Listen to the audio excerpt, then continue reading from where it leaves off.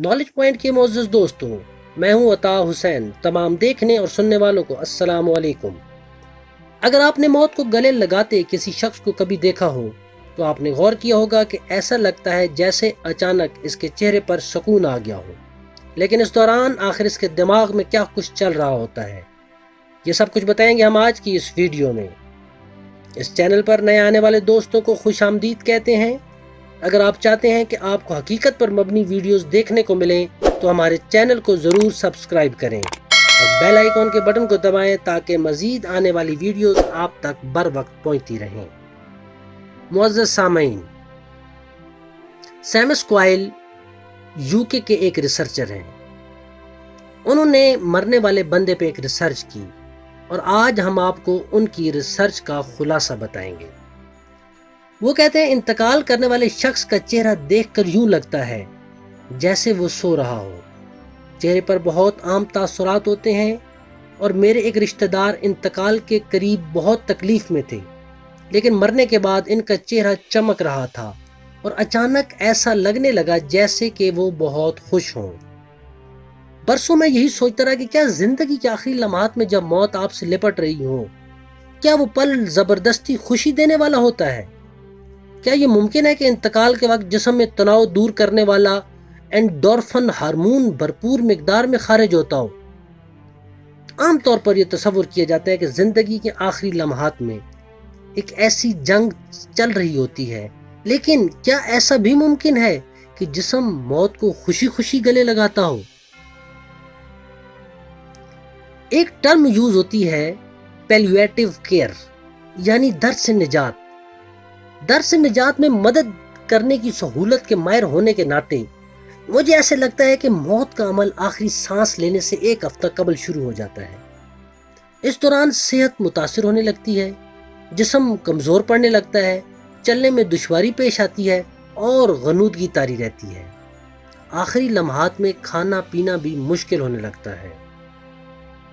मुतासर शख्स के इस मकाम पर पहुंचने तक हमें यह समझ आने लगता है कि बस अब इसकी 2-4 रोज की जिंदगी और बाकी है। बहुत से लोग इस पूरे अमल से एक ही दिन में गुजर जाते हैं और कुछ लोग जिंदगी और मौत के दरमियान तकरीबन एक हफ्ते तक रहते हैं। ये सूरत हाल रिश्तेदारों के लिए बहुत तकलीफ का बायस होती है। मुअज़्ज़ज़ सामईन, लेकिन मौत के लम्हे को ठीक समझ पाना बहुत मुश्किल है।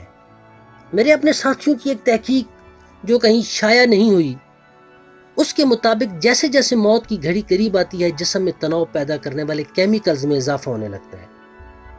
वो ये भी कहते हैं कि मुमकिन तौर पर जिस्म में मौत के वक्त तनाव कम करने वाले एंडोर्फिन हार्मोन्स का इखराज होता है, लेकिन कभी इस बारे में कोई रिसर्च नहीं हुई, इसलिए इसे यकीनी तौर पर कहना मुमकिन नहीं।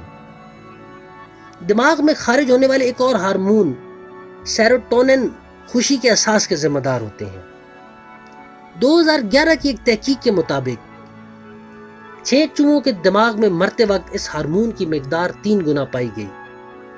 ऐन मुमकिन है कि ऐसा ही अमल इंसानों में भी होता हो। ऐसी टेक्नोलॉजी मौजूद है जो ये बता सके कि इंसान में एंडोर्फिन और सेरोटोनिन की मिकदार कितनी है, इसलिए यह मशवरा काबिल गौर हो सकता है। मरने वाले को दर्द से परेशानी होना जरूरी नहीं।